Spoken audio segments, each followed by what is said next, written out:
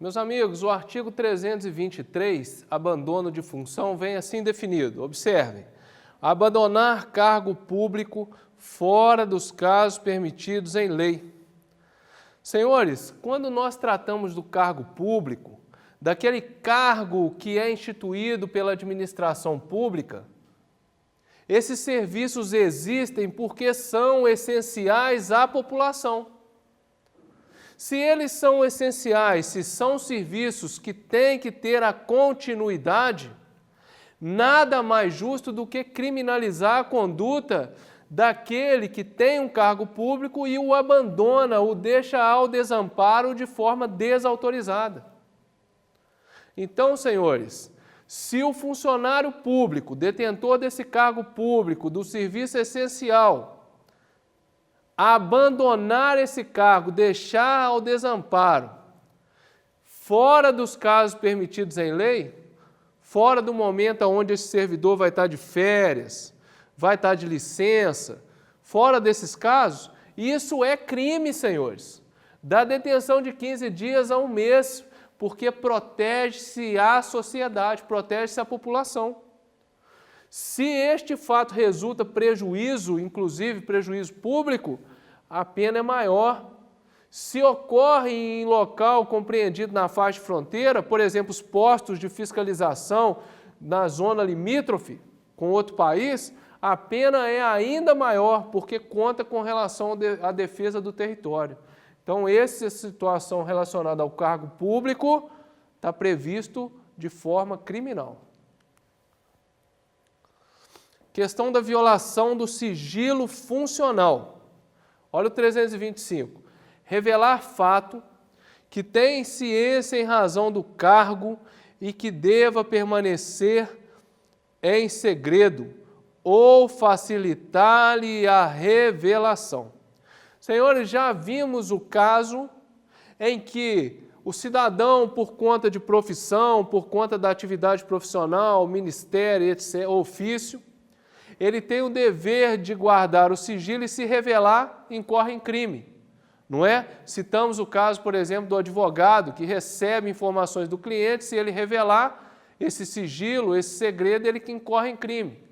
Agora o 325 criminaliza a figura do funcionário público, que tem conhecimento de um fato, de um acontecimento concreto, e esse fato, esse acontecimento chegou ao seu conhecimento por causa do cargo que ele desenvolve. Então, se ele leva ao conhecimento, divulga aquilo que ele tem ciência para manter em segredo, em sigilo, informação que ele obteve em razão do cargo, ele cai no crime de violação do sigilo funcional. Então, este crime é destinado ao funcionário público. Perfeito? Ou facilitar a revelação é tornar mais fácil. Por exemplo, tem um documento reservado que ele não pode divulgar e ele deixa lá na mesa para terceiros conseguirem absorver aquele conteúdo. Ou seja, não foi ele que divulgou, mas ele facilitou a divulgação. Ocorre o crime do 325. Então, cuidado para não cair nessa questão de confundir um crime com o outro. O 325 é próprio do funcionário público. Perfeito? Quando eu estiver falando do advogado, do padre, do psicólogo que revelou um segredo, aí ele não está aqui no 325, ele está no crime que nós já estudamos. Nas mesmas penas deste artigo incorre quem permite ou facilita, mediante atribuição, fornecimento, empréstimo, de senha ou qualquer outra forma, o acesso de pessoa não autorizada a sistema de informações ou bancos de dados da administração pública. Então, senhores, alguns funcionários públicos são cadastrados em bancos de dados, onde informações são compartimentadas. Alguns têm uma senha que consegue verificar dados de uma natureza, outros de outra natureza. Perfeito? O crime está no sentido desse funcionário público fornecer o acesso a esses sistemas públicos para pessoas que não são autorizadas. Ah, então eu tenho acesso a um determinado requisito do sistema, não é? Por exemplo, eu posso consultar quais os crimes que uma pessoa cometeu e aí eu forneço para um terceiro para que ele possa também fazer essa consulta. Não pode fazer isso, ok? Se utiliza indevidamente do acesso restrito, eu tenho acesso, né? Mas para prejudicar alguém, eu acesso, pego a informação de um vizinho meu, por exemplo, e vou divulgar essa informação para terceiros, vou chantageá-lo, ou seja, utilizo de forma indevida. Tá ok? Se da ação ou omissão resulta dano para a administração ou a outrem, aí a pena é de 2 a 6 anos de reclusão. Vejam bem, quando eu utilizo indevidamente desse acesso, e isso é fato, né? Eu começo a chantagear meu vizinho por causa das informações que eu tenho, que eu obtive no banco de dados público, perfeito?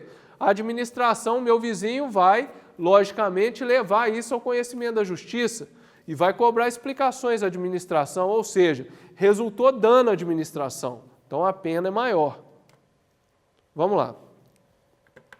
Com relação a esses crimes praticados pelo funcionário público, não poderia ser diferente, a lei precisava dar um conceito a funcionário público. O que é funcionário público? Então, o 327, ele não trata de um crime especificamente, ele vem a definir o que é funcionário público para a lei penal. Perfeito? E a lei penal, senhores, ela considera funcionário público, ela tem um conceito de funcionário público diferente, muito mais amplo do que aquele que está lá no direito administrativo. Então, para a lei penal, funcionário público tem uma abrangência maior. Olha lá, considera-se funcionário público para os efeitos penais, ou seja, para a lei penal, quem, embora transitoriamente ou até aquele que sem remuneração exerce cargo, emprego, função pública. Então, meus amigos, aquele estagiário, por exemplo, que está lá prestando serviço lá dentro do Ministério Público, naquele momento ele está sendo considerado como funcionário público, mesmo que ele exerça, olha, transitoriamente, sem remuneração. Ok? Então, o conceito para funcionário público aqui, para a lei penal, é muito amplo.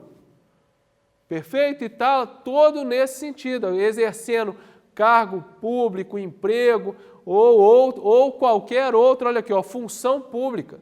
É uma denominação residual, né? Vai pegar todos aqueles que de uma forma ou de outra trabalham nessa esfera pública, trabalham com algum serviço relacionado a essa questão essencial, essa questão prestada pela administração pública.